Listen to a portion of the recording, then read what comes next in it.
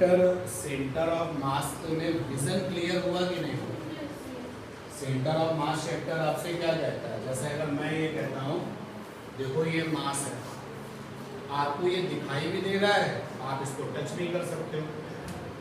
और फिर हमने कहा देखिए डस्टर में मास है, आप कहोगे कि भाई डस्टर भी दिख रहा है और कहा जा रहा है कि मास है, तो 100% ट्रू है। तो किसी मास सिस्टम में जो बहुत सारे मासेज हैं उनका जो टोटल मास है, उन सारे के सारे जो सिस्टम का जो टोटल मास है वो भी कहीं ना कहीं होगा, उसको हम लोग क्या कहते हैं? सेंटर ऑफ मास। तो सेंटर ऑफ मास पहले सोच है, एक विजन है, उसके बाद में फिर इसको मैथमेटिकली पता किया गया और फिर मैथमेटिकली के बाद में हम प्रैक्टिकली भी पता कर सकते हैं। अगर आपको प्रैक्टिकल वे में पता करना है कि सेंटर ऑफ मास कहाँ पर है, जैसे इस मार्कर का सेंटर ऑफ मास देखना है, तो किसी भी बॉडी का सेंटर ऑफ मास अगर आपको चाहिए तो आप उस बॉडी को किसी पिन पॉइंट पर बैलेंस करिए। नुकीली चीज पर क्या करना? बैलेंस करना है। तो पिन पॉइंट, ये रहा पिन पॉइंट, नहीं हो रहा बैलेंस, हो गया बैलेंस। अब अगर आप जो है इस बैलेंस हो गया ही, आप देखें तो आपको देख के भी पता चल पा रहा है कि जहां पर ये बैलेंस हुआ है वो कैसा है? Middle point. यानी जो लेंथ वाली चीजें हैं ना, लेंथ वाली जो सॉलिड मटेरियल है उनका जो सेंटर ऑफ मास है वो कहाँ मिलता है? मिडिल पॉइंट पर मिलता है। इस तरीके से जैसे आपके पास में रिंग है, रिंग का सेंटर ऑफ मास कहाँ होता है? जहाँ रिंग का ज्योमेट्रिकल सेंटर होता है। जब आप रिंग बनाते हो तो एक फिक्स पॉइंट ले लेते हो, उसके बाद में ये रिंग बन जाती है। तो ये जो आपने ज्योमेट्री वाला जो सेंटर देखा है यही आपका क्या कहलाता है? सेंटर ऑफ मास। तो सेंटर ऑफ मास अगर आपको प्रैक्टिकली पता करना है, जो भी बॉडी आपको दी जाए उसको किसी नुकीले पॉइंट पर, पिन पॉइंट मतलब नुकीला पॉइंट, नुकीले पॉइंट पर उसको आप बैलेंस करिए। जिस पॉइंट पर वो बैलेंस हो जाएगी वो उसका क्या है? सेंटर ऑफ मास। फिर फाइनली हमको जो है याद रखना पड़ता है, जैसे लेंथ वाली रॉड अगर होगा उसका सेंटर ऑफ मास कहाँ मिलता है? मिडिल पर।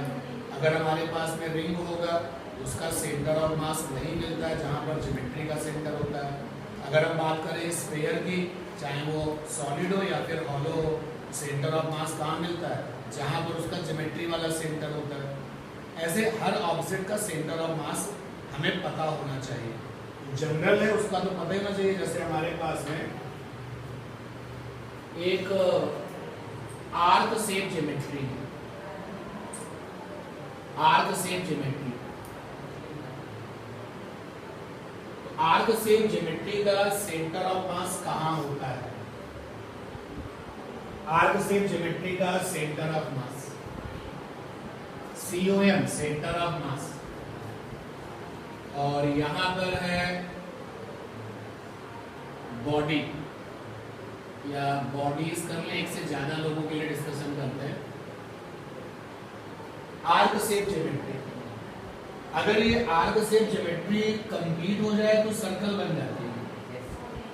तब तो हमें पता है कि इसका सेंटर ऑफ मास यहाँ हो। कंप्लीट अगर सर्कल बन गया तो सेंटर ऑफ मास कहाँ है? ज्योमेट्री वाला सेंटर है। अब हमने क्या किया कि इसका ये वाला हिस्सा ले लिया, अब ये पूरा सर्कल नहीं है। अब इसका जो है सेंटर ऑफ मास कहाँ पर होगा? आर्क शेप का मतलब समझ पा रहे हो ना? आर्क शेप का सेंटर ऑफ मास कहाँ होता है, कैसे निकाला जाता है? आर्क शेप का सेंटर ऑफ मास निकालने का तरीका है कि H is equal to R sine theta by theta. ये जो हम बता रहे हैं ये आपको शॉर्टकट बता रहे हैं। वैसे इसको निकाला जाता है with the help of the integration. हम लोग भी कुछ इंटीग्रेशंस के कॉन्सेप्ट भी करेंगे, जो हमारे लिए सिंपल इंटीग्रेशन वाले होंगे उनको करके भी दिखाएंगे। तो ये है आपका सेंटर ऑफ मास। इसमें कौन क्या है बता देते हैं। जो ये H है ना, H ज्योमेट्रिकल सेंटर से, ज्योमेट्रिकल सेंटर से COM की डिस्टेंस, ये एच है। यहां पर मैं एक आर्क शेप बना लेता हूं, ये आर्क शेप है। हर आर्क शेप का एक ज्योमेट्री वाला सेंटर होता है। ये रहा ज्योमेट्री वाला सेंटर, ये ज्योमेट्री वाला सेंटर हो गया। ज्योमेट्री वाले सेंटर से सेंटर ऑफ मास की जो डिस्टेंस है वो h है। h क्या है? ज्योमेट्री वाले सेंटर से सेंटर ऑफ मास की डिस्टेंस है। r क्या है? r radius of the arc shape है, रेडियस ऑफ आर्क शेप। अब क्या रह गया? थीटा। तो ये जो आर्क शेप है, इस आर्क शेप में ज्योमेट्री वाले सेंटर पे कितना एंगल बनाया है? आंसर है 2 थीटा। तो थीटा उसका क्या है? आधा, यानी कि थीटा को कहेंगे half of angle form by sector at geometrical centre, geometrical centre. अब अगर क्वेश्चन कहता है कि ये जो आर्क शेप है वो यहाँ पर 60 डिग्री बना रही है, तो फिर थीटा की वैल्यू क्या हो जाएगी? 30 डिग्री। दूसरी जो बॉडी है वो कैसी है? दूसरी बॉडी है sector shape. Sector shape, sector shape का मतलब हो गया जैसे कि कोई डिस्क है। आर्क शेप में क्या होती है? आर्क शेप में लेंथ होती है, और जो सेक्टर शेप होता है उसमें क्या होता है? एरिया। जैसे अगर हमारे पास में एक प्लेट है जिसमें आप खाना खाते हो, अगर वो प्लेट है तो ये जो प्लेट है वो आपकी डिस्क है। और अगर हमारे पास में एक रिंग है, ये रिंग क्या बनेगी? इसका पार्ट जो बनेगा वो आर्क बनेगा, इसका जो पार्ट बनेगा वो सेक्टर बनेगा। मान लेते हैं डिस्क का हमने ये वाला हिस्सा ले लिया, ये डिस्क का हिस्सा ले लिया, तो ये क्या होगा? एरिया होगा इसके पास। जबकि जो आर्क शेप होगी उसके पास क्या होगा? लेंथ होगी। मटेरियल में क्या होगी? लेंथ।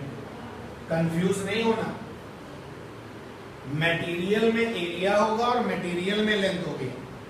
अगर आपके पास में एक रिंग है, तो वो जो रिंग है उसमें जो सोना है वो कहाँ लगा हुआ है? किनारे किनारे। यहाँ तो खाली है ना, तो जो रिंग बनती है उसमें जो मटेरियल है वो केवल कहाँ लगा हुआ है? लेंथ में, केवल आर्क में। तो अगर ये आपके पास में एक प्लेट है, सपोज कर लो कि ये आपकी खाने वाली प्लेट है और इसका ये हिस्सा है, तो मटेरियल तो एरिया में लगा हुआ है ना, तो सेक्टर के पास जब हम जाएंगे तो वहां पर मटेरियल एरिया मिलेगा, और आर्क के पास जब हम जाएंगे तो वहां पर मटेरियल में लेंथ मिलेगी। तो सेक्टर से हमारे पास में कोई ऑब्जेक्ट है, ये दिखाते हैं इसको भी सेक्टर से किया है। जो सेक्टर से ऑब्जेक्ट है, मटेरियल में एरिया होगा। सेक्टर से ऑब्जेक्ट, इसकी पहचान है हैविंग मटेरियल एरिया। एरिया में मटेरियल आपको मिलेगा। जो आर्क शेप ज्योमेट्री है या आर्क शेप जो ऑब्जेक्ट है उसमें आपको क्या मिलेगा? Having material in length. वहां पर आपको मटेरियल केवल कहां मिलेगा? लेंथ में मिलेगा। तो ये सेक्टर से एक ऑब्जेक्ट है, इसका भी ज्योमेट्री का सेंटर होगा और इसकी भी रेडियस कुछ ना कुछ होगी। तो यहां से सेंटर ऑफ मास की डिस्टेंस मान लिया h, तो फार्मूला यही कॉपी कर दो। h बराबर होता है 2/3 r sin θ/θ।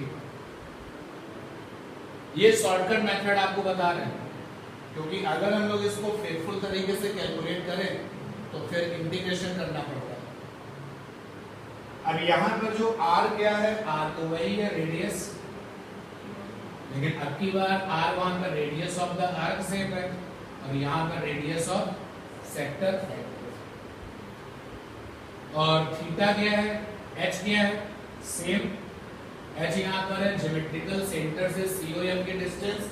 What is H, distance of COM, COM का full form centre of mass from geometry का centre, from geometrical centre and theta is the same, half of angle formed by sector at geometrical center, geometrical center। जैसे इस पर एक question लेते हैं, हमसे कहा गया कि एक हमारे पास में सेमी सर्कुलर रिंग है। तो क्वेश्चन है यहाँ पर कि सेमी सर्कुलर रिंग है, सेमी सर्कुलर रिंग कितनी रेडियस की है, सपोज कर लेते हैं आर रेडियस की है, of radius capital. Find its COM, centre of मास। बना लेते हैं semi circular ring. Semi circular ring का जो ज्योमेट्री वाला सेंटर है, तो हम लोगों ने इतना ज्योमेट्री पे काम किया है, पता है ये ज्योमेट्री वाला सेंटर। अब ज्योमेट्री वाले सेंटर से h डिस्टेंस पर ये रहा सीओएम और ये डिस्टेंस आपकी h है। h बराबर है तो ये रिंग आपकी आर्क शेप है, तो फंडा है r sin theta by theta. ये जो दोनों फार्मूले आप देख रहे हो, इन दोनों फार्मूलों में जो थीटा है ना वो रेडियन में रखा है, यहाँ पे लिख देते हैं theta should be in radian. और वैसे भी आप बेसिक फंडा याद रखो, अगर फिजिक्स में किसी जगह पर एंगल अकेला है, जैसे यहाँ पर तो थीटा के साथ क्या है साइन है, लेकिन यहाँ पर तो एंगल क्या है अकेला है, तो फिजिक्स में अगर कहीं पर एंगल अकेला है तो हमेशा किस में आता है, रेडियन में आता है। Theta should be in radian. और अगर आपको डिग्री से रेडियन बनाना नहीं आता तो सिखा देते हैं, डिग्री वाली वैल्यू जो भी है उसमें पाई बाई 180 से मल्टीप्लाई कर दो तो क्या बन जाता है, रेडियन, रेडियन बन जाता है, रेडियन वाली वैल्यू। लगा दीजिए फंडा h बराबर r sin theta by theta. अब r माने रेडियस, तो रेडियस तो r ही है। एंड व्हाट इज थीटा, ये जो आपकी सेमी सर्कुलर आर्क है, ये सेमी सर्कुलर आर्क सेंटर पे कितना एंगल बनाती है, 180 डिग्री। 180 का आधा कितना हो गया, 90 डिग्री। और 90 डिग्री को जब आप रेडियन में बदलोगे तो पाई बाई 2 आएगा। चलो बदल के देखते हैं, 90 डिग्री इंटू पाई बाई 180 कितना आ गया, पाई बाई 2 रेडियन।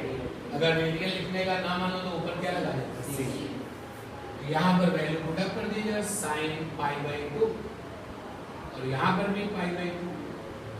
अब ये जो साइन पाई बाई 2 है, जैसे साइन 90 डिग्री आपको याद है 1 होता है, तो बस 90 डिग्री को हमने किसमें बनाया, रेडियन बनाया।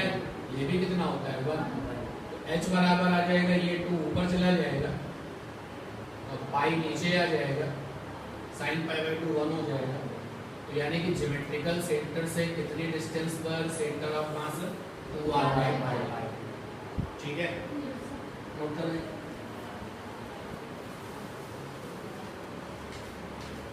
सेंटर ऑफ मास हमें निकालना पड़ता है। सिंपल कैलकुलेशन जो होगी वो हम करते हैं, जो थोड़ी बहुत भी टिपिकल कैलकुलेशन है वो भी करेंगे, और जो बहुत ज्यादा जरूरत से ज्यादा टिपिकल कैलकुलेशन है तो नेक्स्ट क्वेश्चन पर चलते हैं।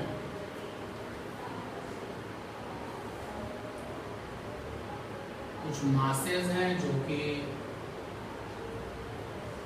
यहाँ पर मास m है, इसका कोऑर्डिनेट है 4 × 5 यहाँ पर मास है 2m, इसका कोऑर्डिनेट है -1 3। ये एक मास है 3m, इसका कोऑर्डिनेट है 5, 5। ये एक मास है 4m, इसका कोऑर्डिनेट है 0, 0। आपको इस सिस्टम का COM निकालना है। Find COM of given mass system. देखो, अगर मास बिखरा हुआ है, मास का कुछ हिस्सा यहाँ है, कुछ हिस्सा अलग है, टच नहीं है, अलग अलग है, गैप के साथ है। अगर कहीं पर मासेस आपके बिखरे हुए हैं और कहीं कहीं पर मासेस आपके कैसे होते हैं, मटेरियल फॉर्म में होते हैं, तो जो मटेरियल फॉर्म का मास है उसको क्या कहते हैं, कॉन्टिन्यूअस। लेकिन जो इस तरीके का है उसको क्या, डिस्ट्रीब्यूटेड। ये जो मास है आपका अलग अलग करके क्या डिस्ट्रीब्यूटेड है। तो इस क्वेश्चन को करना है। पिछली वाली क्लास में कॉन्सेप्ट सीखा हम लोगों ने।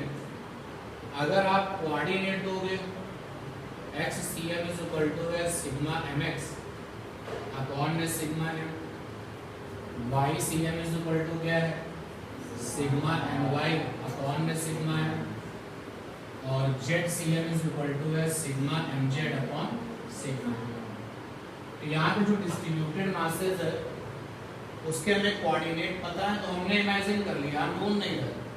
हमने कहा कि भाई कहीं ना कहीं तो सेंटर ऑफ मास होगा ही होगा, और जो सेंटर ऑफ मास होगा उसके कोऑर्डिनेट क्या होंगे, XCM, YCM, ZCM। ZCM तो 0 होगा भाई, क्योंकि कोऑर्डिनेट में कहीं Z है ही भाई, X कोऑर्डिनेट, ये Y कोऑर्डिनेट, Z वाला क्या है, 0। तो सबसे पहले निकालते हैं XCM। 4 मासेस है, इसको ब्रेक करो, M1 X1 plus M2 X2 plus M3 X3 plus M4 X4 upon M1 plus M2 plus M3 plus M4। अपना विजन सेट करो, जो मर्जी हो, आप इसको M1 कहना चाहते हो, इसको M2, चलो इसको मैंने M1 कह दिया और इस कोऑर्डिनेट को X1 Y1 कह दिया, कोई बाउंडेशन नहीं है। आप इसको M1 कहना चाहे तो इसको X1 Y1, जैसा आपकी मर्जी हो। इस वाले मास को हमने M2 कह दिया, इसके कोऑर्डिनेट को X2 Y2 कह दिया। इस वाले मास को हमने M3 कह दिया, इसके कोऑर्डिनेट को X3 Y3 कह दिया। इस वाले मास को हमने M4 कह दिया, इसके कोऑर्डिनेट को X4 Y4 कह दिया। ठीक है, पूरी क्लास इस बात पे ध्यान दें कि अगर हम इसको M1 कहते तो ये क्या बन जाता है, X1 Y1।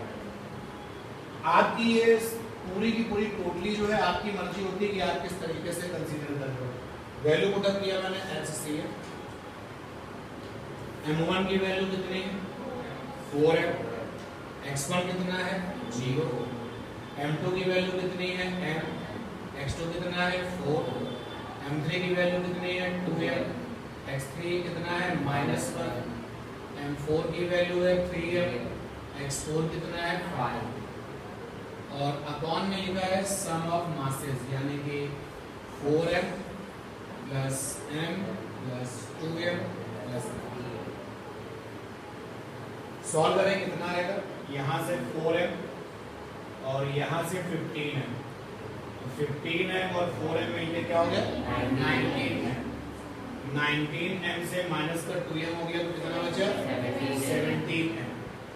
यहाँ पर आया 17M। अपॉन में देखते हैं क्या है, 4 2 6 3 9 और 10M। तो XCM की वैल्यू आ गई 17/M। YCM निकाल लिए थे आप, 14 उसको 1.7 लिख सकते हो, YCM निकालना है। तो फिर से थोड़ा सा हम लोग टाइम बचाएंगे।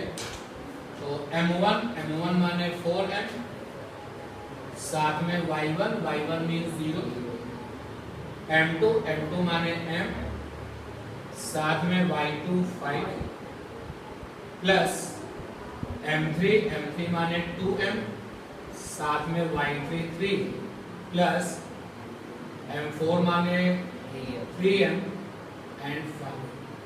और नीचे टोटल जो मासेस रिजल्ट आया था 10m आया था ना, यस सर, YCM आ गया 5m 6m 5 और 6m क्या मिल गया 11 के साथ में 15 और 26 है, ये बन जाएगा 26/10। चाहो तो आप इसको मिनिमाइज करो, नहीं तो यहाँ पे 2.6 आ गया और यहाँ पे कितना आ गया। अब देखिए, अब हम जो है अपना कॉन्फिडेंस और हाई कर सकते हैं। अभी आप हमसे कह रहे थे कि ये वाला मास दिख रहा है, ये भी हमें दिख रहा है, सेंटर ऑफ मास दिख तो नहीं रहा, तो हमने मैथमेटिकली सोचा कि चलो ठीक है दिख नहीं रहा लेकिन वो है, और उसका जो पोजीशन था वो निकालने का फार्मूला मिल गया हमको।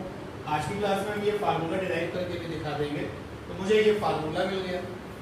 फार्मूला निकालने के बाद में XCM 1.7 आ गया और YCM 2.6 आ गया और ZCM क्या 0। तो ये पॉइंट कहीं ना कहीं तो होगा ना, आपका जो X axis Y axis Z axis system होगा कहीं ना कहीं तो होगा। अब जब हम निकाल लेंगे तो इस लोकेशन को भी दिखा सकते हैं ना। उसके लिए मेरे सामने क्या रखा हो, X एक्सिस Y एक्सिस और Z एक्सिस, तो इस लोकेशन को दिखा देंगे। यानी जो चीज हम सोच रहे थे अब हमें उसका पता भी चल चुका है कि वो यहाँ पर है। क्लियर ये बात, श्योर है। अगर मास एक दूसरे के साथ चिपका हुआ है तो बॉडी बन जाती है, मटेरियल बन जाता है और हम उसको क्या कहते हैं, कॉन्टिन्यूअस मास। अगर मास अलग अलग रखा हुआ है, बिखरा हुआ है, आपस में कांटेक्ट में नहीं है, तो ये क्या कहलाता है, डिस्ट्रीब्यूटेड मास। और डिस्ट्रीब्यूटेड मास के लिए जो पिछली वाली क्लास में आपने कॉन्सेप्ट लिया था वो ये है। डिस्ट्रीब्यूटेड मास के लिए देखो ना, कॉन्टिन्यूअस मास के लिए इस फंडे को लगाना भी चाहे तो नहीं लगा सकते। कैसे ही लगा सकते, किस तरीके से समझे, चलो इससे समझते हैं। ये कॉन्टिन्यूअस मास है। अब ये कॉन्टिन्यूअस मास है तो हमने कहा बेटा ये M1 है, क्या तुम्हें वो M1 दिख रहा, नहीं दिख रहा? भाई ये इतनी बुरी तरीके से आपस में बंधा हुआ है सारा का सारा मास कि मुझे इसका जो M1 हिस्सा वो दिखेगा थोड़ी ना। वो तो हम सोच रहे हैं कि इसके अंदर बहुत सारे मासेस होंगे जो आपस में मिलकर के क्या बना रहे हैं, कॉन्टिन्यूअस बना रहे हैं। लेकिन अगर मैं आपसे ये कह दूं कि भाई एक मास ये है और एक मास ये है, ये अलग अलग दिख रहे हैं ना, so you can say this one is M1 and this one is M2। तो जो फंडा लिखा हुआ है XCM YCM ZCM जो पिछली क्लास में आपने लिखा था, ये उस समय बड़ा यूजफुल होता है जब आपको बिखरे हुए मासेस मिलते हैं, डिस्ट्रीब्यूटेड मासेस मिलते हैं, आपस में वो कनेक्ट नहीं होते हैं, आप उनको अलग अलग देख सकते हो, आप उनके कोऑर्डिनेट पता कर लो। कभी कभी आपका लक अच्छा रहेगा, जैसे इस क्वेश्चन में हमें कोऑर्डिनेट दिए थे, और कभी कभी ऐसा होगा कि हमें कोऑर्डिनेट निकालने पड़ेंगे। जैसे ये देखिए इस वाले क्वेश्चन में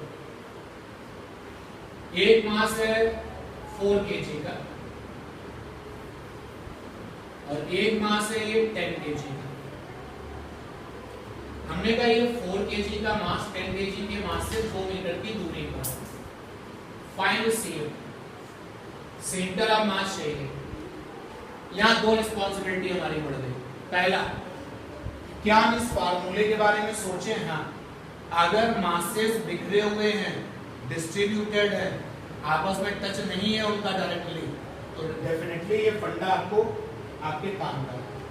अच्छा, अगर उनके आपको पोजीशन वेक्टर्स पता है तो RCM का फंडा लगाओ, कोऑर्डिनेट्स पता है तो XCM YCM का फंडा लगाओ। मुझे इसका सेंटर ऑफ मास चाहिए, तो मैंने फंडे के बारे में सोच लिया कि XCM YCM वाला फंडा लगेगा, बट इसके कोऑर्डिनेट नहीं पता। अब खुद ही इसके कोऑर्डिनेट निकालने हैं, तो जब खुद कोऑर्डिनेट निकालने हैं तो बेटा X एक्सिस और Y एक्सिस के बिना तो काम चलेगा ही नहीं। मानते हो इस बात को? Z एक्सिस अंडरस्टूड है। फिर हमने इस पूरे सिस्टम को उठाया और यहाँ रख दिया। समझना बात को? जिसने ये सिस्टम उठा के यहाँ रख दिया,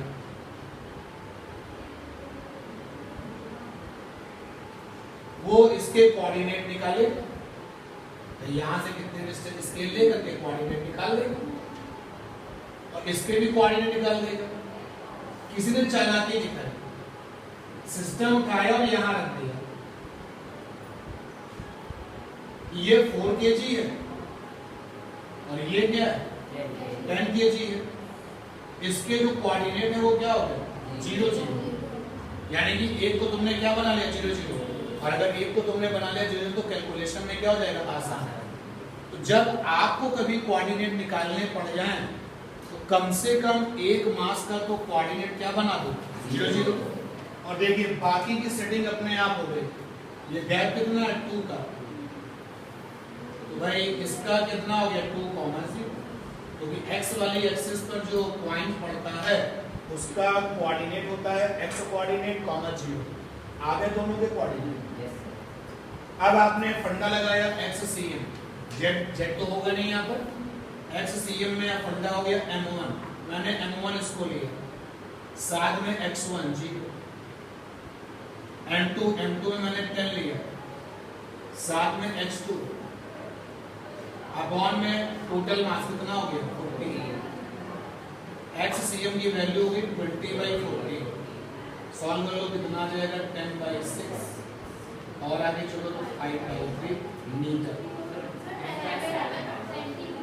10/7, okay 10/7 metre Y C M.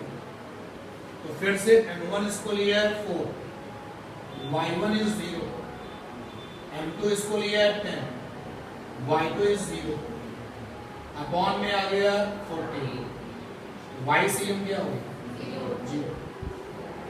अब 10/7 अगर आप देखें तो 10/7 आ जाएगा 7 1 जा 7 और 3 7 4 जा 28, तो करीब करीब 1.4 आ गया। यानी कि जो अपना सेंटर ऑफ मास है जिसको भी हम X C M Y C M Z C M लिखते हैं, उसका रिजल्ट आ चुका है 1.4, 0, 0। तो बताओ ये जगह कहां पड़ेगी भाई, बीचों बीच तो हो गया क्या, बीचों बीच तो हो गया 1, समझता क्या से? ये अगर 2 मीटर है तो बीचों बीच का मतलब क्या हो गया 1, और ये क्या आ रही है 1.4, यानी मिडिल वाले पॉइंट से थोड़ा सा इधर पड़ेगी। समझ पा रहे हो ना बात? एक इस क्वेश्चन को करने से एक चीज और पता चली कि सेंटर ऑफ मास बड़े वाले मास के पास में होता है और छोटे वाले मास से दूर होता है। फिर मिडिल पॉइंट तो 1 होगा और आपका जो HCM आया वो 1.4 आया है, इसका मतलब है कि सेंटर ऑफ मास यहाँ कहीं जाएगा। तो जब यहाँ कहीं जाएगा तो सेंटर ऑफ मास 10 kg के क्या होगा पास में, और 4 kg के पास क्या होगा 4 kg से दूर। एक बात और पता चली कि सेंटर ऑफ मास हमेशा किधर होता है बड़े मास की तरफ, ज्यादा मास की तरफ। इसीलिए घर पर जो चम्मच है स्पून, आप उसको लेकर के जरा बैलेंसिंग करिए। ये स्पून हो गई, तो आपको पता ना कि यहाँ कम मास और यहाँ क्या, तो सेंटर ऑफ मास ज्यादा मास के कहाँ होता करिए। जब आप चम्मच लेकर के उसको बैलेंस करोगे ज्यादा मास वाले हिस्से के पास में जाके बैलेंस होगी। ये बहुत इंपॉर्टेंट पॉइंट आ गया कि सेंटर ऑफ मास हमेशा किसके क्लोजर होता है, बड़े वाले मास के पास होता है। जैसे और एग्जांपल लेते हैं, हमारे पास है प्लेट और ये रहा ज्योमेट्री का सेंटर। मुझे पता है ये सेंटर ऑफ मास भी है, ज्योमेट्री का सेंटर भी है। तो यहाँ पर जो मास है ना वो कहीं कम कहीं ज्यादा नहीं है भाई। इधर वाले हिस्से में जो मास होगा और जो इधर वाले हिस्से में जो मास होगा कैसा है बराबर। चम्मच के केस में ऐसा नहीं है। चम्मच के केस में जो हैंडल वाला पार्ट है वो कम मास का है और बाकी जो हिस्सा है वो ज्यादा मास का है, ठीक है ना। लेकिन प्लेट के केस में मास कैसा है यूनिफॉर्मली बटा हुआ है, हर तरफ एक समान है, ठीक है। सेंटर ऑफ मास यहाँ हो। अब किसी ने कहा कि मैंने ये वाला हिस्सा काट के अलग कर दिया। अब देखो जरा ऐसा, यहाँ पे इक्वेशन ले लो। पहले क्या था, इधर जितना मास था उधर भी इतना ही मास था, तो सेंटर ऑफ मास बीचों बीच था। तो ये वाला हिस्सा काट के अलग कर लिया तो यहाँ मास ज्यादा हो गया ना, तो सेंटर ऑफ मास इधर की तरफ भागेगा। एक हिस्सा तुमने और काट के अलग कर दिया, इधर से मास को कम करते जा रहे हो, इधर वाले हिस्से का मास तो वैसे ही है, सेंटर ऑफ मास किधर शिफ्ट होगा। थ्योरेटिकली आप ये जज कर सकते हो कि सेंटर ऑफ मास कहां पर शिफ्ट होगा। अब निकालना पड़ेगा तो निकाल के भी देखेंगे, बट लेकिन आपको इस क्वेश्चन से ये बात पता चल गई है कि सेंटर ऑफ मास हमेशा किसके पास होता है, बड़े मास के पास। जैसे एक बॉडी हम और बनाते हैं, एक बॉडी हमने बनाई, ये बनाई, अंदाजा लगाना है केवल, इसका आप मिडिल ले लेते हैं, मतलब बीचों बीच पार्ट पॉइंट ये ले। मैं केवल गेस करना चाहता हूं कि सेंटर ऑफ मास किधर होगा, मिडिल पॉइंट से इस तरफ होगा या इस तरफ होगा। आपको पता है कि इधर कम मास दिख रहा है, इधर क्या होगा, ज्यादा दिख रहा है। कहां होगा ये तो ढूंढना पड़ेगा, लेकिन ये पक्का हो गया कि सेंटर ऑफ मास इस वाले जोन में कहीं पर होगा, अंदाजा लगा सकते हैं। जब आपको दिखता है कि इधर मास कम है, इधर मास ज्यादा है, तो वो यूनिफॉर्म मास डिस्ट्रीब्यूशन नहीं है, वो कैसा है, नॉन यूनिफॉर्म। यानी ये जो शेप है वो कैसी है, नॉन यूनिफॉर्म। लेकिन जब हम डिस्क बनाते हैं, जब हम रिंग बनाते हैं, जब हम स्फीयर बनाते हैं, तो इन सबको बनाने में जो मास का डिस्ट्रीब्यूशन होता है वो कैसा होता है, यूनिफॉर्म, ना इधर ज्यादा ना उधर ज्यादा। उस केस में सेंटर ऑफ मास कहाँ होता है, बीचों बीच। आइए रिजल्ट,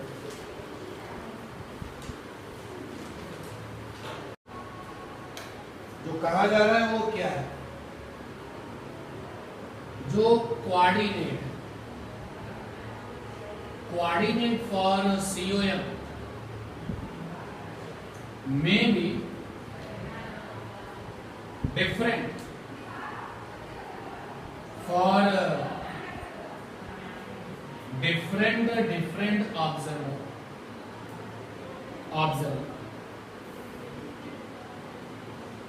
जैसे इसी एग्जाम्पल को हम लेके चलेंगे कि coordinate for COM may be different for different observer, but इसका ये मतलब बिल्कुल नहीं है कि सेंटर ऑफ मास मेरे लिए अलग, तुम्हारे लिए अलग, बट COM ऑलवेज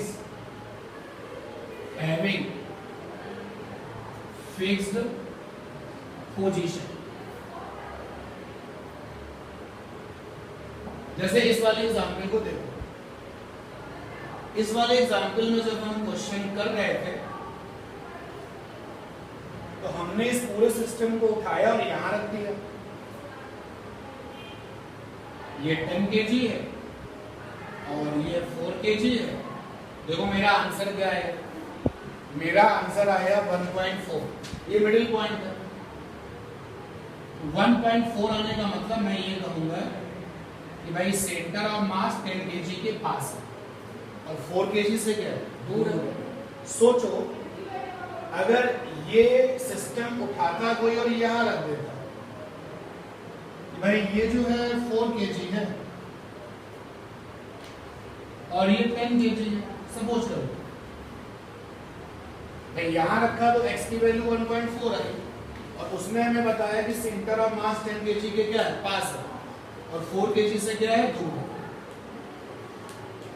लेकिन अगर किसी ने इसको उठा करके यहां रख लिया होता तो हमने पूछा कि भाई अब ओरिजिन से कितना दूर हो आप, पता चला कि ये वाली दूरी 1 मीटर है, सपोज कर लो।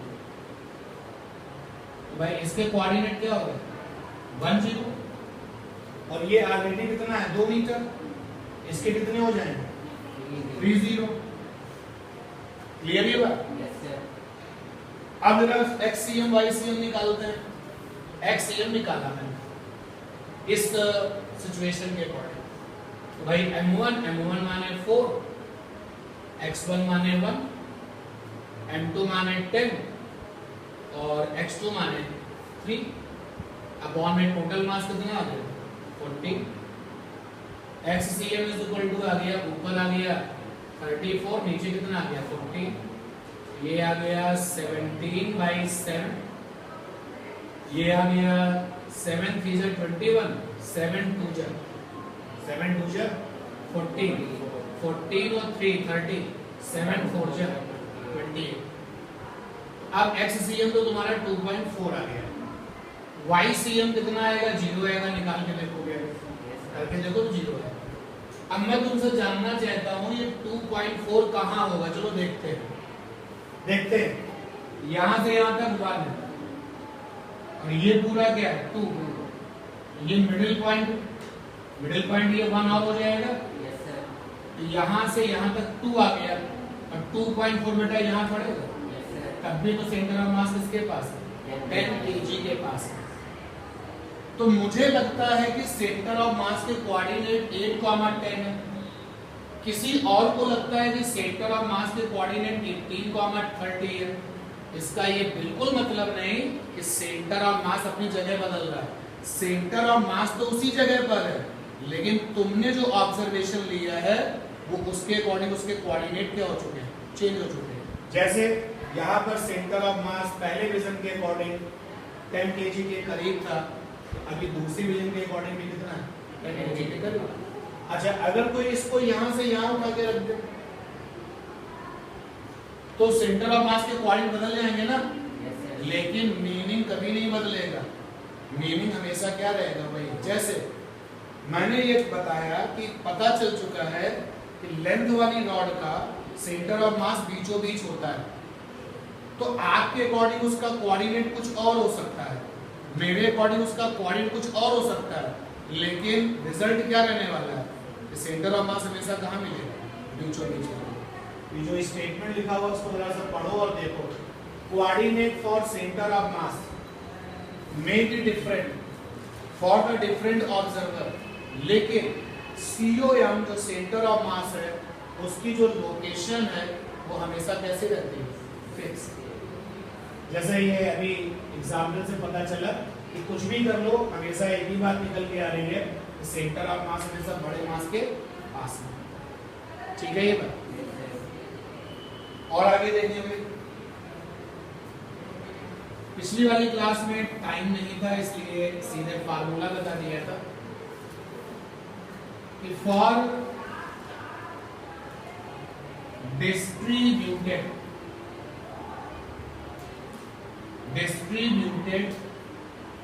मासेस, हो सकता है कि आप डिस्ट्रीब्यूटेड मासेस की प्रॉब्लम देखो तो फिर क्या करना है। फॉर डिस्ट्रीब्यूटेड मासेस मतलब इसका ये है सभी मासेस अलग अलग हैं, नॉट इन कांटेक्ट। जैसे ये चेयर है, ये टेबल है, वो सोफा है, ये बेड है, तो ये क्या है मेरे पास, डिस्ट्रीब्यूटेड मासेस। सभी लोग आपस में कोई कांटेक्ट करके कोई बॉडी नहीं बना रहे। फॉर डिस्ट्रीब्यूटेड मासेस मतलब सभी मासेस अलग अलग हैं, नॉट इन कांटेक्ट। वी है फंडा, क्या फंडा आपको मिला, हमको मिला RCM is equal to sigma MR upon sigma M। थोड़ा कॉन्फिडेंस बढ़ाइए, M1 R1 M2 R2 dot dot dot upon में क्या M1 plus M2 plus dot dot. यहीं से निकल के आया HCM is equal to sigma MX by sigma M। YCM निकल के आया sigma MY upon sigma M और ZCM निकल के आया sigma MZ upon sigma M। और कुछ क्वेश्चन करके हम लोगों ने इसका एप्लीकेशन देखा कि मुझे बिखरे हुए मासेस दिखाई दे रहे हैं ना, और मुझे सेंटर ऑफ मास चाहिए, पूरी ताकत लगा दो कि जो बिखरे हुए मासेस हैं उनके कोऑर्डिनेट्स क्या है। अगर कोऑर्डिनेट्स निकालने में कामयाबी मिली ये फंडा, पोजीशन वेक्टर निकालने में कामयाबी मिली तो ये फंडा। तो अब हम देखते हैं रिजल्ट आया कैसे। ठीक, देखिए तो बहुत सारे मासेस हम 3 ले सकते हैं, 30 ले सकते हैं, लेकिन हम 2 लेके चलते हैं, 2 के ऊपर बात करते हैं, सिमिलरली फॉर अदर्स भी हो जाएगा। तो ये रहा x एक्सिस और ये रहा y एक्सिस। ओरिजिन आप जानते हैं, एक मास ये M1 है और एक मास ये M2। M1 वाले का पोजीशन वेक्टर कुछ ना कुछ तो होगा ही। मान लिया M1 वाले का पोजीशन वेक्टर R1 और M2 वाले का पोजीशन वेक्टर R2। M1 वाले का पोजीशन वेक्टर और M2 वाले का पोजीशन वेक्टर। ठीक है, इतनी बात। न्यूटन ने हमें सिखा रखा है F बराबर क्या होता है, delta P by delta T। F बराबर क्या होता है, dP बाई dt। ये F जो होता है वो फोर्स होता है। न्यूटन ने ये सिखा रखा है, डेल्टा की जगह पे D लगा दो तो कैलकुलस वाला विजन हो जाता है। और हम क्या जानते हैं भाई, वेलोसिटी बराबर delta R by delta T। जो वेलोसिटी की जो डेफिनेशन है ना, वो है डिस्प्लेसमेंट अपॉन टाइम, डिस्प्लेसमेंट का चेंज अपॉन टाइम का चेंज। और आप जब इस क्लास में बैठते हो, 11th के स्टूडेंट्स बन जाते हो, तो डिस्प्लेसमेंट को किसमें लिखा जाता है, पोजीशन वेक्टर के फॉर्म में। तो यहाँ पे जो है डेल्टा R क्या है, डिस्प्लेसमेंट, और डेल्टा T क्या है, टाइम। अगर हम इसको कैलकुलस में लिखें तो कैसे लिखें, dr बाई dt। सही है बात? कहीं कोई समस्या तुरंत बताना। ये न्यूटन का सेकेंड लॉ है कि फोर्स बराबर होता है dp by dt। dp by dt को क्या कहते हैं, rate of change in momentum. और delta p by delta t को भी वही संवेग परिवर्तन की दर। डेल्टा p का मतलब है मोमेंटम का चेंज, और टाइम से डिवाइड कर दिया तो क्या बन जाता है, रेट। हिंदी में इसको दर कहते हैं। और ये वेलोसिटी वाला फंडा आ गया। अब चलते हैं एक्सेलरेशन के पास। एक्सेलरेशन बराबर क्या होता है, delta v by delta t। सही है? कैलकुलस में लिखें तो कैसे लिखेंगे, dv बाई, वहां b lr, dv by dt। सही है? अब देखो dt अलग कर लिया, केवल क्या बचा v, और v की जगह पे क्या डालना, dr बाई dt। तो यहाँ ddt दो बार आ गया, इसको कैसे लिखेंगे, d2 by dt। ddx 3 bar, d3 upon dx3, ddt 5 bar, d5 upon dt5। याद आए? पहली वाली क्लास का जो बेसिक था वो याद आया। अब हमें ये सारी बातें पता है। तो मैंने पूछा कि भाई पार्टिकल M1 जरा तुम बताओ तुम्हारे ऊपर कुल कितना फोर्स लगा हुआ है। पार्टिकल से पूछा, M1 पार्टिकल से पूछा कि तुम्हारे ऊपर कुल कितना फोर्स लगा है। तो इसने कहा कि भाई मेरे ऊपर जो फोर्स लगा है वो है F1।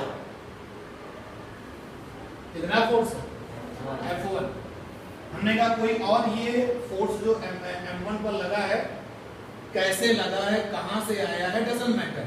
मैंने बस ये जानने की कोशिश करी कि M1 वाले मास पर कितना फोर्स है। तो पता चला कि फोर्स कितना, F1। और M2 वाले मास पर कितना फोर्स है, तो पता चला कितना है, F2। अभी आप अकेले M1 को देख रहे हो, अभी आप अकेले M2 को देख रहे हो। उस पर लगने वाला फोर्स कितना है, F1। M1 पर लगने वाला फोर्स कितना है, F1। और M2 पे लगने वाला फोर्स कितना है, M2। तो ये जो F1 है ये टोटल फोर्स है ओवर M1, और ये जो F2 है ये टोटल फोर्स है ओवर M2। ओके? इसी क्लास में किसी ने क्या सोचा कि सर ना तो हम M1 को देखेंगे ना M2 को देखेंगे, हम तो सेंटर ऑफ मास को देखेंगे। तो इन दोनों का कहीं ना कहीं सेंटर ऑफ मास तो होगा, ये पक्की बात है। कहां है, कहीं ना कहीं तो होगा, ये तो श्योर है। चलो मान लेते हैं कि M1 M2 का सेंटर ऑफ मास ये है, ऐसा मान लेते हैं ये है, ये COM। बहुत ध्यान से अब सुनिए यह चीजों, भाई तुम्हें M1 दिखाई दे रहा है, तुम्हें M2 दिखाई दे रहा है, मुझे ना M1 दिख रहा है ना मुझे M2 दिख रहा है, मुझे क्या दिख रहा है, COM दिख रहा है, सेंटर ऑफ मास। तो सेंटर ऑफ मास वो जगह होती है जहां पर पूरे के पूरे मास सिस्टम का क्या होता है, टोटल मास। तो भाई सेंटर ऑफ मास पे कुल मास कितना होगा, m1 प्लस m2, और सेंटर ऑफ मास का पोजीशन वेक्टर कितना होगा, rc। डन, इतनी बात क्लियर है, ये बात क्लियर है ना सभी को। सेंटर ऑफ मास पे कुल मासेस क्या होगा, सारे मासेस का टोटल, और सेंटर ऑफ मास का अपना भी तो पोजीशन वेक्टर होगा, वो हमने ले लिया rc। तो सेंटर ऑफ मास पर लगने वाला टोटल फोर्स क्या होगा भाई, देखिए F1 फोर्स लग रहा है केवल M1 पर, F2 फोर्स लग रहा है केवल M2 पर, तो सेंटर ऑफ मास पे कुल कितना फोर्स होगा, F1 प्लस F2। भाई सेंटर ऑफ मास पर टोटल मास है, और इन टोटल मासेस का टोटल फोर्स कितना होगा, F1 प्लस F2। तो सेंटर ऑफ मास पर लगने वाला टोटल फोर्स कितना होगा, F1 प्लस F2। क्लियर। तो देखो मैंने लिखा total force over CON, centre of mass, मैंने लिखा F total is equal to F1 plus F2। फिर से मैं इस बात को रिपीट करता हूं, कोई समस्या हो तो जरा बता देना। सेंटर ऑफ मास पर कुल मास काम करता है, तो इस वाले मास का जो फोर्स है वो F1 है, और इस वाले मास का फोर्स क्या है, F2। यार सेंटर ऑफ मास पर कुल फोर्स कितना होगा, F1 प्लस F2। वो ये लिख दिया, क्लियर। अच्छा भाई, अब F1 को मैंने ब्रेक किया, M1 A1 mass into acceleration, और F2 को मैंने ब्रेक किया M2 A2। ठीक, ये क्या है, टोटल फोर्स सेंटर ऑफ मास, तो इसका भैया टोटल मास कितना है, M1 प्लस M2।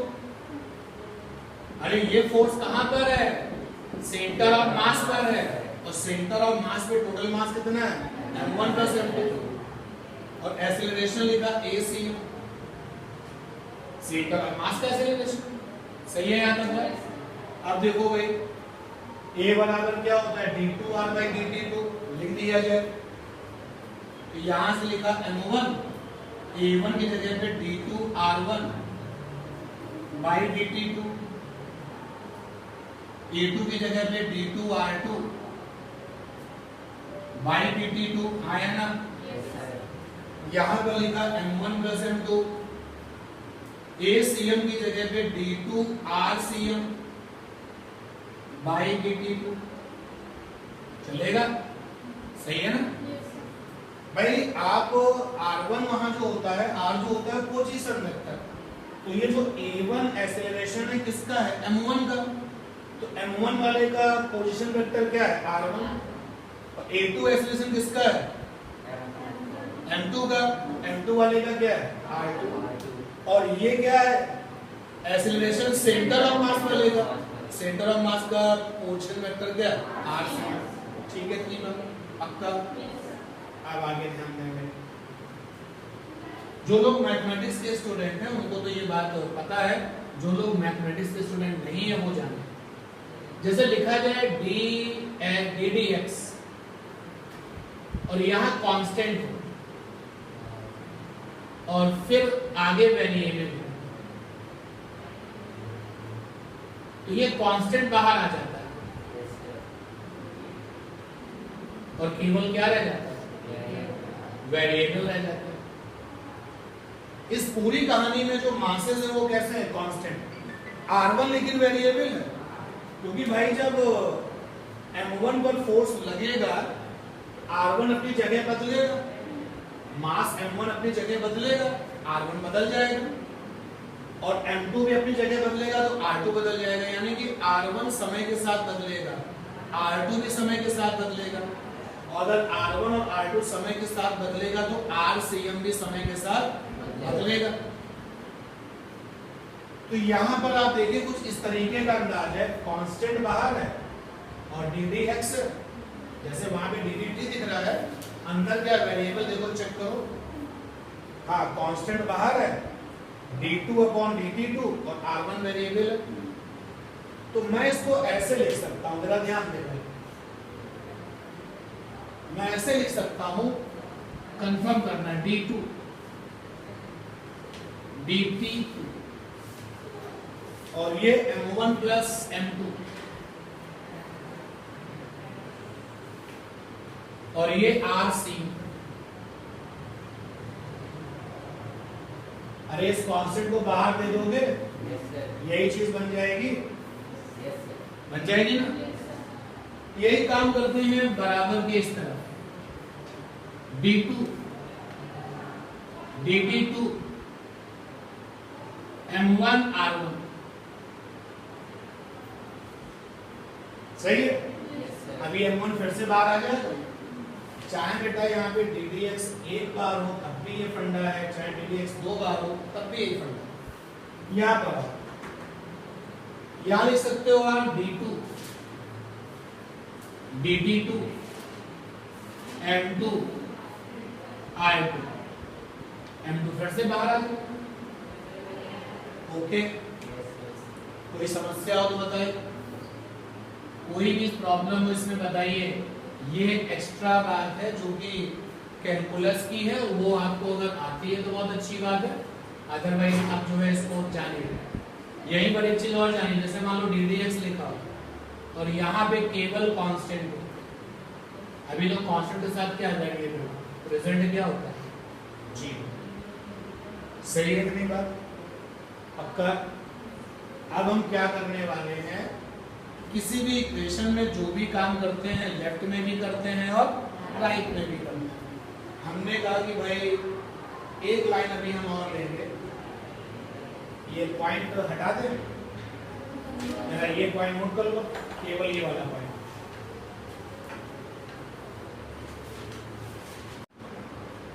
अब जो काम करते हैं लेफ्ट में वही राइट में, तो d2/dt2 मैं पिछली क्लास में बता चुका हूं आपको। जैसे ddx 3 बार तो क्या लिखा जाएगा d3/dx3। आपने 3 बार डिफरेंशिएशन किया है। इसी तरीके से d2/dt2 का क्या मतलब है, 2 बार डिफरेंशिएशन किया है। तो मैंने कहा d2/dt2 को एलिमिनेट कर दे, एलिमिनेट किया जाए, एलिमिनेटिंग बोथ साइड।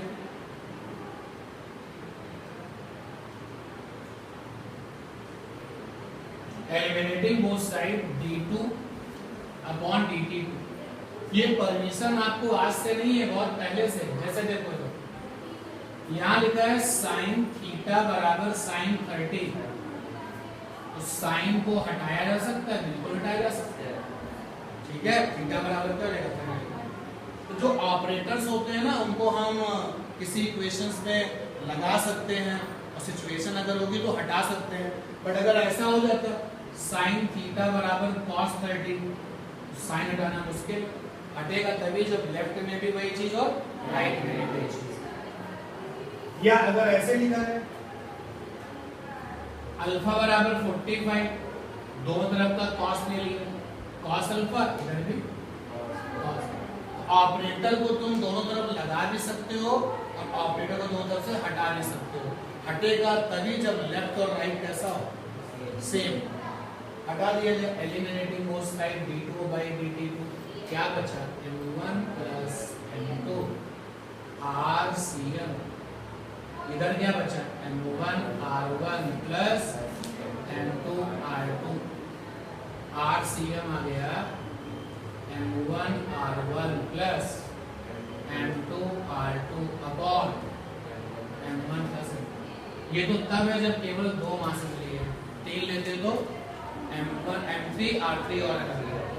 तो इन जनरल क्या लिख सकते हैं भाई, इन जनरल लिख सकते हैं RCM is equal to sigma mr upon sigma.